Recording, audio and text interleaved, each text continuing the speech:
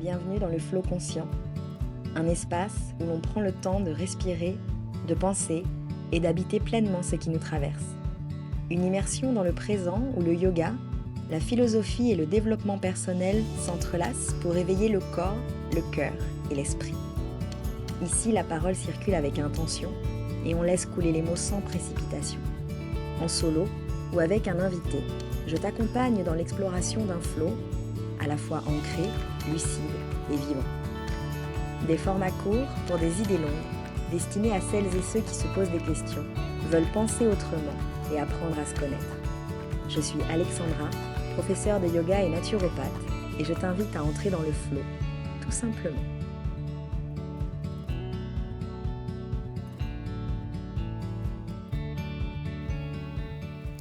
Et bonjour. Alors, nous revoilà avec le 3e épisode, donc toujours autant d'émotions à vous retrouver. Vous avez fait un accueil hyper chaleureux à ce podcast et vraiment j'en suis ravie. Je reçois vos retours, je vous lis et avec toujours un très grand sourire sur le visage, donc pour ça, merci beaucoup. Pour ce 3e épisode, j'ai voulu un épisode court et concis. Alors concis, c'est toujours pareil, je le souhaite, je l'espère, mais je fais pas de promesses que je ne suis pas sûre de tenir. Donc en fait, cet épisode, moi, c'est vraiment le type de contenu que j'aurais aimé écouter lorsque j'ai débuté ma pratique du yoga, donc il y a fort longtemps maintenant. Et lorsque mon esprit en fait avait soif de comprendre rapidement ce qui pourrait me faire progresser. Moi je fais partie de ces gens-là, quand je me lance à fond dans quelque chose, tout de suite je suis hyper enthousiaste et je cherche comment acquérir des compétences, développer mes capacités et progresser.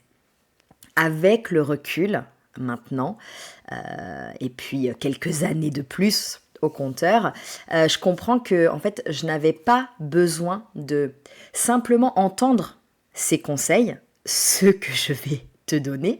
J'avais besoin d'expérimenter par moi-même. Alors, du coup, toi, si tu m'écoutes aujourd'hui, ne crois rien aveuglément de ce que je m'apprête à te raconter.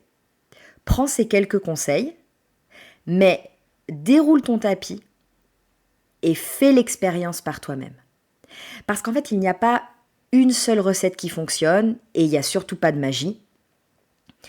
Mais c'est vrai que, malgré ça, il est quand même évident que lorsqu'on se lance dans une discipline, pour moi, je crois que rien n'est plus important que de créer dès le départ des bonnes bases. C'est vrai dans le yoga, c'est ce qu'on va voir ensemble aujourd'hui, mais je suis sûre qu'on pourrait exporter à nouveau ce sujet, ce contenu, je suis sûre qu'on pourrait l'exporter à d'autres types de disciplines. Lorsqu'on débute, on peut utiliser des plateformes de yoga, des vidéos accessibles sur YouTube évidemment. Mais par expérience, je sais que rares sont les utilisateurs qui vont se diriger vers des vidéos estampillées, pour débutants. Alors même qu'ils le sont. Alors, il y a une explication à cette attitude-là, le fait de se savoir débutant, mais refuser l'étiquette. Il y a une explication, mais c'est pas notre propos aujourd'hui, et ce serait un peu trop long à développer dans cet épisode. Donc on reparlera de l'ego un jour prochain. Mais en fait, ce sont surtout ces explications-là qui sont les plus importantes. Être débutant, c'est cool, parce que ça permet de construire un socle. Ces explications-là, c'est celles qui vont permettre de bâtir une pratique cohérente, une pratique structurée, ces explications-là, elles vont nous permettre la progression plus tard. C'est ce socle-là qui va me permettre de progresser. Donc si tu veux, dans cet épisode, on va dérouler ensemble ces essentiels, entre guillemets, j'ai appelé ça essentiel. On va dérouler ces essentiels dans cet épisode. Donc, comme il ne te viendrait pas à l'idée de poser un toit sur une maison qui possède des murs toutes travioles, tu vois, pour bâtir une maison, pour s'y sentir en sécurité, tu commences par des fondations. C'est pareil pour le yoga et c'est pareil pour n'importe quelle discipline. Avoir de bonnes bases, c'est la clé vraiment pour une pratique sans peur. Pour une pratique aussi qui va sans doute nous protéger des blessures. Et une fois qu'on a ces bases, on est beaucoup plus présent dans ce qu'on fait. Le corps et l'esprit ont beaucoup plus de facilité à se connecter. Et les bienfaits de chaque séance, de chaque posture, vont être décuplés. Ça aide à progresser sans rencontrer trop de blocages. Et puis ça nous permet aussi de gagner en autonomie et en confiance. C'est 5 bases essentielles pour tous les pratiquants de yoga. Et même si tu n'es plus débutant, si tu ne te considères plus comme débutant, je t'invite vraiment à rester et à écouter l'épisode jusqu'au bout parce que ça va te rafraîchir la mémoire et je pense que c'est toujours intéressant quand on est dans une démarche curieuse, de réenfiler ses habits de débutant pour observer soit l'évolution qu'on a déjà parcourue, soit remettre la lumière sur des détails, des choses qu'on a un peu zappées. Je pense que c'est intéressant. Donc, le premier de ces essentiels, sur les 5, c'est le souffle. Dans le yoga, tout démarre avec le souffle. Il y a le souffle en premier. Ensuite, il y a le souffle. Quand tu cherches quelque chose, rappelle-toi d'aller voir le souffle. Et si tu n'es pas sûr de la prochaine étape, pense au souffle. Ce que je veux dire par là, c'est que une posture, ça devient une posture de yoga et pas seulement de la gymnastique, grâce à cette connexion hyper importante qu'on a avec la respiration. L'art du souffle, c'est toujours la première base enseignée dans le yoga. Et le nombre de personnes qui ne savent pas respirer ou qui respirent mal, c'est hallucinant. C'est hallucinant. Ça fait 10 ans que j'enseigne et je crois que ça reste un sujet, même pour des pratiquants habitués, la respiration, ça reste un sujet. C'est toujours un élément à considérer, que ce soit quand on débute ou lorsque l'on cherche à sortir d'une sorte de palier, d'endroit où on sent, où on a l'impression de ne plus progresser. Donc il y a plusieurs facettes de cet art de la respiration. Apprendre à bien respirer en utilisant une respiration complète qui engage l'intégralité de nos poumons, ça, c'est le premier point. Parce que bien souvent, la respiration, elle est thoracique, elle est très haute, superficielle, hyper courte, l'amplitude respiratoire n'est pas très travaillée, et je ne respire, entre guillemets, j'ai pas les chiffres, et tu vois, je te donne des exemples comme ça pour que tu comprennes, mais je pense que quand on a une respiration qui n'est pas consciente, qui n'est pas travaillée, qui n'est pas entraînée, je pense qu'on respire à peu près à 30% de ses capacités respiratoires. Alors que si je commence à conscientiser mon souffle, je vais pouvoir aller chercher une respiration qui va engager l'intégralité de mes poumons et qui va me permettre de gagner en amplitude. Je vais aussi pouvoir m'appuyer là-dessus pour travailler les faiblesses physiques. Je vais aussi essayer d'apprendre à bercer, à nourrir chaque mouvement et chaque geste avec la respiration. Ça, c'est une chose qui est très présente dans les yogas modernes et je dirais les yogas un peu fluides comme le vinyasa. C'est que chaque mouvement se cale de manière extrêmement précise sur une respiration. Ça me permet d'aller plus loin, ça me permet de trouver un rythme, ça me permet de rester en cohérence, de ne pas m'épuiser et d'aller chercher dans le souffle cette espèce de ressource dont je vais avoir besoin pour être dans une posture ou alors pour transiter d'une posture à l'autre. C'est extrêmement important la respiration dans le yoga parce que même si je ne me base que du point de vue purement physique, cette respiration, donc on l'a vu, ça va améliorer l'amplitude respiratoire, ça va développer ma cage thoracique, ça va me permettre de me sentir plus à l'aise et puis ça va faire travailler tous les muscles qui sont associés à la respiration, tous ces petits muscles qui sont rarement travaillés. Ça va du diaphragme jusqu'aux muscles intercostaux, jusqu'aux muscles qui se trouvent dans mon dos. Donc, tous ces petits muscles-là, dont je n'ai pas conscience, qui participent à la respiration, sont activés par la respiration consciente. Je ne parle pas d'une respiration naturelle et automatique. Je parle d'une respiration choisie. Ça va me permettre de me tenir plus droit, hein, une colonne d'air qui se trouve alignée sur ma colonne vertébrale, ça va me permettre de me redresser, d'être moins avachi. Ça va également me permettre d'apaiser mon système nerveux. Et puis, à un autre niveau, ça va m'amener une meilleure connexion corps-esprit. Donc là, on est dans un plan un petit peu plus subtil, meilleure connexion corps-esprit, meilleure concentration, présence affûtée, ce sont peut-être des termes que vous m'avez déjà entendu dire dans les cours, que tu m'as déjà entendu prononcer dans les cours, peut-être dans d'autres cours avec d'autres professeurs, mais voilà ce que ça va nous apporter. Et puis le petit avantage supplémentaire, il y en aurait encore beaucoup d'autres, hein, mais je vais essayer de rester dans un épisode concis, c'est, peut-être as-tu déjà entendu parler des bienfaits de la pleine conscience ? Une forme de méditation, et bien ça aussi, figure-toi que ça démarre avec le souffle et la conscience que tu as de ton souffle. Alors ça, je dirais, c'est juste la partie évidente, si tu veux, c'est le haut de l'iceberg. Parce qu'une bonne respiration, ça va assurer que chaque tissu dans le corps puisse recevoir les bienfaits de la pratique, que l'on arrive à se connecter avec l'énergie du prana. Cette attention au souffle, cette qualité que tu vas mettre à respirer en cohérence avec tes mouvements, c'est ça qui va faire la différence entre le yoga et beaucoup d'autres disciplines. Pas que, hein, il y a d'autres choses évidemment qui font que le yoga est une pratique à part, mais ça fait quand même, cette cohérence souffle-mouvement, ça fait quand même une sacrée différence. Le deuxième point, le deuxième essentiel, si tu veux, quand tu débutes ou pour te rafraîchir la mémoire, c'est l'alignement. Alors, l'alignement dans le yoga, c'est très important, mais il faut savoir écouter son corps.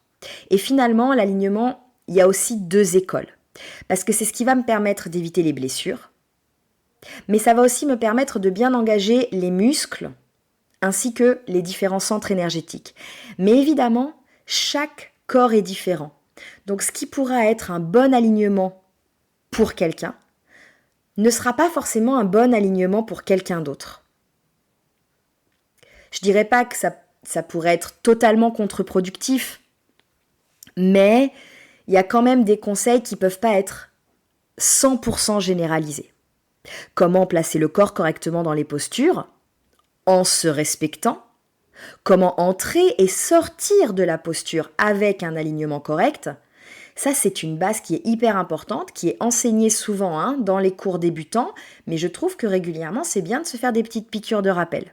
Et quand on débute, ça peut paraître complexe, parce qu'on réapprend à aligner le corps, on réapprend une forme de géométrie qu'on n'a peut-être pas, ce sont peut-être des compétences qu'on n'a pas pu avoir et qu'on n'a pas entendues dans d'autres pratiques, mais finalement, ces bases, elles sont apprises, elles sont sues, elles sont vues, enfin je veux dire en quelques semaines, en quelques mois de pratique. L'alignement, voilà, il y a des b.a.-ba, on va dire, qui sont quand même assez simples. Alors, il y a des professeurs, moi j'en fais un peu partie, il y a des professeurs qui insistent lourdement sur les alignements du corps, pendant que d'autres vont défendre, parfois un peu ardemment, le placement intuitif et l'intelligence innée du corps. Il y a des profs, on en connaît, on en voit, il y a des profs qui ne cherchent pas à donner des indications extrêmement précises, j'allais dire autoritaires, tu vois, extrêmement autoritaires à leurs élèves quant aux alignements. Je vous donne un exemple très simple,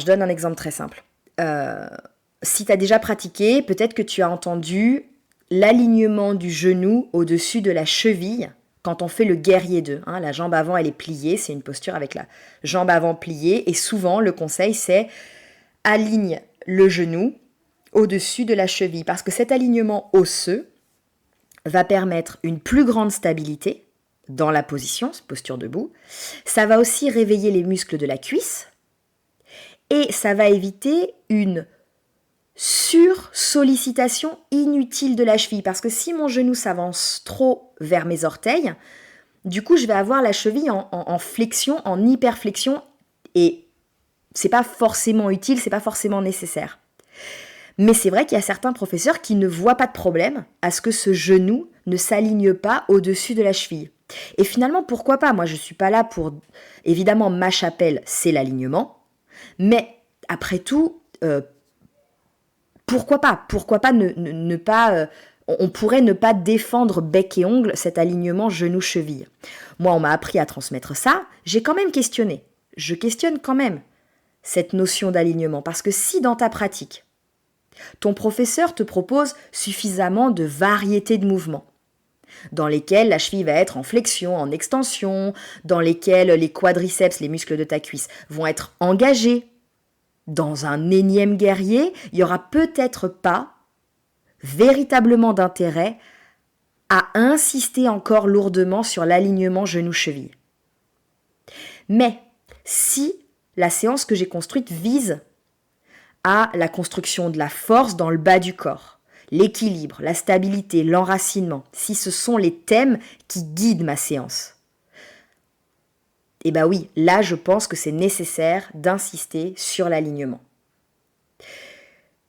Donc, retenons finalement qu'être précis concernant les alignements, ça assure qu'on ne se blesse pas durant la pratique posturale, mais cela assure aussi que les muscles, un peu plus rarement travaillés pendant la pratique, pendant la séance, soient activés.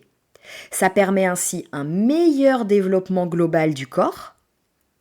Et puis du point de vue énergétique, donc je repasse sur un plan un petit peu plus subtil, les bases d'alignement, elles sont réfléchies. C'est pas moi, hein. Évidemment, c'est pas les profs entre guillemets contemporains qui ont établi ces règles-là, mais ces bases d'alignement-là, elles ont été réfléchies compte tenu des chakras, compte tenu de la circulation énergétique dans les nadis, dans les marmas, et les mouvements énergétiques entre ces différents points. Donc, c'est intéressant de questionner pour tout ce qu'on s'est dit, mais je crois aussi qu'il ne faut pas oublier que le yoga est une pratique qui a été longuement expérimentée, longuement visitée, et que vouloir à tout prix être original, vouloir à tout prix proposer aux élèves quelque chose qui se détache de la tradition, je fais référence vraiment à cette idée d'alignement et de conseils un peu précis quant aux alignements, vouloir détacher nos élèves, vouloir détacher notre enseignement de cette tradition-là, c'est peut-être pas toujours d'une pertinence folle. Parfois, il faut savoir s'inscrire dans la continuité et ce n'est pas grave. Et ce n'est pas un gros mot. Je passe au troisième pilier. Ce troisième pilier, ce troisième essentiel pour moi, c'est de prendre le temps. Alors ça aussi, c'est quelque chose qui est important lorsqu'on débute, mais qui est important lorsqu'on ne débute plus. C'est qu'en fait, on a toujours plus de temps qu'on ne le pense. On confond souvent vitesse et précipitation. Et je dirais que c'est encore plus vrai dans les yogas qu'on dit fluides, comme le vinyasa. C'est intéressant de prendre le temps durant les postures. Parce que c'est une erreur qu'on voit souvent, que moi je vois souvent chez les personnes qui débutent, c'est vouloir aller trop vite d'une posture à l'autre, d'un exercice à l'autre. Parce qu'on leur a dit, on a dit à ces gens-là que « Ah oui, vous cherchez une pratique de yoga tonique, une pratique de yoga sportive. Ah bah oui, faites du vinyasa. » On leur a dit ça à ces gens-là. Et comme on leur a dit « Bah ouais, c'est pour les gens sportifs, c'est pour les gens dynamiques, c'est pour les gens engagés, qui ont un bon cardio, etc. » Alors là, on devient complètement foufou. On devient complètement foufou et c'est tout juste si on ne saute pas d'une posture à l'autre. Mais une course de yoga, pardon. Justement, le yoga, ce n'est pas une course. Une séance de yoga, ce n'est pas une course de Formule 1. Avant de faire une transition, la transition, c'est quand on va d'une posture à l'autre. Ou même quand on rentre et quand on sort d'une posture. On utilise souvent ce vocabulaire-là. C'est intéressant de prendre le temps. Prendre le temps de prendre conscience. J'ai le temps, je prends conscience de mon corps et de mon souffle. Mon professeur me propose de reculer ma jambe vers l'arrière pour trouver une planche en expirant. Si au moment où le prof dit ça, je suis en train d'inspirer, pas de problème. Je vais aller au bout de mon inspire et je vais reculer mon pied sur une expiration. Et je ne vais pas me retrouver perdue ou à la rue ou complètement décalée avec le groupe si j'ai pris 3 secondes d'écart pour faire une transition. On place l'appui correctement, on fait la transition, on s'installe dans la posture, je vérifie que mes bases sont solides et ensuite je m'installe dans la posture. Et de la même façon, quand j'ai terminé une posture, c'est ok de prendre 1, 2 ou 3 respirations profondes avant de se lancer dans une transition ou avant de se lancer dans la prochaine posture. Quand on fait du Hatha Yoga, le Hatha c'est un type de yoga qui est un petit peu plus statique par rapport au Vinyasa ou à l'Ashtanga ou au Jivamukti ou je pourrais citer d'autres types ou Prana Flow, je pourrais citer d'autres types de yoga. Le Hatha, c'est intéressant de revenir pieds serrés dans une position qu'on appelle Tadasana, la montagne, et d'intégrer, de se laisser 2-3 respirations pour intégrer ce qu'on vient de faire. Ça va nous permettre de cultiver une meilleure conscience de notre corps. À nouveau, sans doute, prévenir quelques blessures. Et puis, finalement, c'est aussi un excellent travail psychologique. Ça nous encourage à ralentir, parce qu'on est dans une société où on zappe tellement, on passe d'une activité à l'autre, on est tellement dans des journées comme ça, tunnels dans lesquels il faut switcher, il faut faire 2 trucs en même temps, etc., qu'en fait, on perd nos capacités de discernement. On switch d'un truc à l'autre sans s'accorder de transition et on n'a pas tout à fait l'impression d'avoir fini une tâche avant d'en débuter une autre. Et cette culture du zapping, elle fait qu'on est hyper impatient, qu'on s'ennuie très vite et qu'on a oublié comment s'écouter. Donc ça peut être intéressant de cultiver ces qualités-là sur le tapis et ensuite de les exporter dans notre quotidien. Et je dirais finalement, d'un point de vue énergétique, que les énergies qu'on travaille pendant la posture ont besoin de temps aussi pour être assimilées dans notre corps, pour pouvoir avoir un effet plus durable, pour qu'elles se diffusent de manière plus durable après, dans nos différents canaux énergétiques. Donc c'est intéressant de considérer ces différents points. On en arrive à notre 4e essentiel. Le 4e essentiel pour moi, c'est la répétition. Répétez, répétez, répétez. Et quand vous avez fini de répéter, répétez encore. C'est comme tout à l'heure pour le souffle. Quand tu as fini de respirer, respire une fois de plus.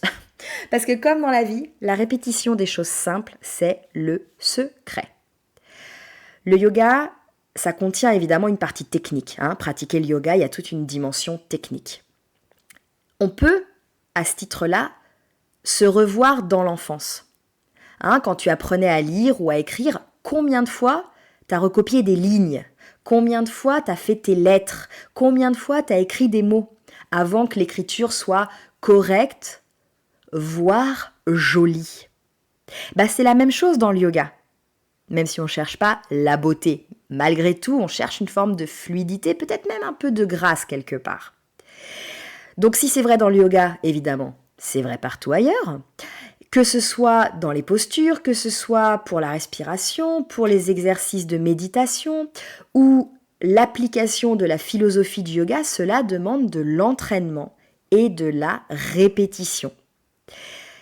Et ça aussi, c'est une chose que je vois un peu disparaître chez mes élèves habitués, c'est que mes élèves habitués, à un moment donné, vont avoir envie de nouveautés, vont avoir envie de tester d'autres approches, d'autres façons de faire. Alors moi, j'encourage, la curiosité, c'est super. Il faut être curieux et il faut avoir la conscience que parfois, en allant chercher chez d'autres, en allant chercher ailleurs, je vais nourrir au final ma pratique initiale. Moi, je suis vraiment pour la curiosité. Mais parfois, ce goût de la nouveauté, il fait que, en fait, on papillonne, on prend à droite, on prend à gauche, etc. Et on oublie que la progression s'inscrit dans un travail d'entraînement et de répétition. Oui, c'est fastidieux, oui, c'est pas toujours très fun, mais c'est ça qui fait que plus je vais répéter, plus je me rapproche d'une forme de maîtrise.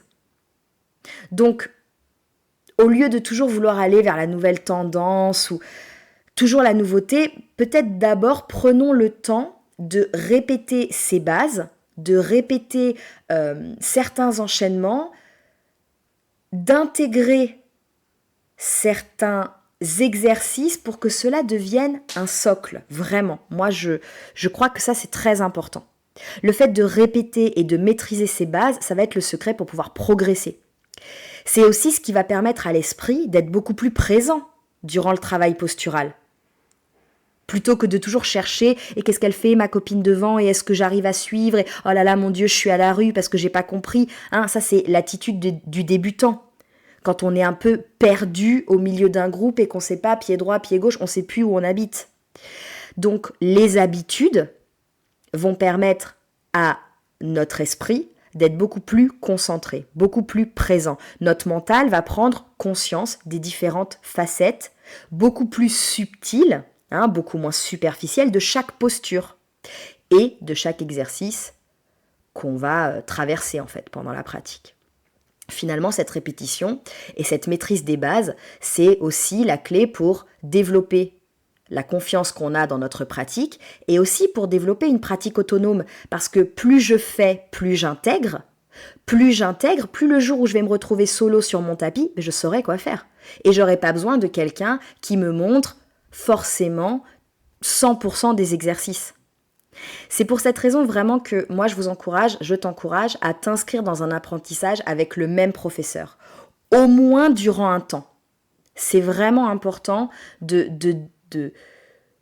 trouver un enseignant qui va te donner ces bases-là et qui ensuite te donnera suffisamment confiance en toi pour que tu te sentes pousser des ailes et aller vers d'autres types d'enseignements.